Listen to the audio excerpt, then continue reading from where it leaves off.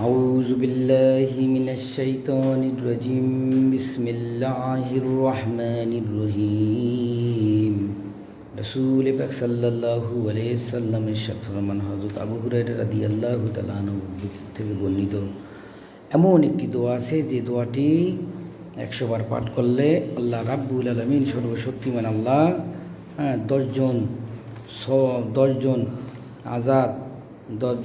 আজাদ মুক্তি দেওয়ার সব আল্লাহ পাক দান করবে এবং সারাদিন আল্লাহ রাব্বুল আলামিন ভালো রাখবে।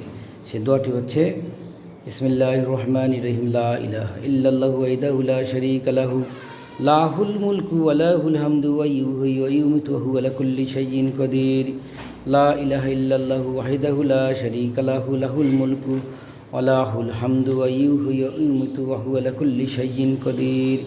এই দোয়াটা 100 বার পাঠ করলে সারাদিন সব ধরনের বিপদ আপদ থেকে আল্লাহ পাক হেফাজত করবে। আমিন।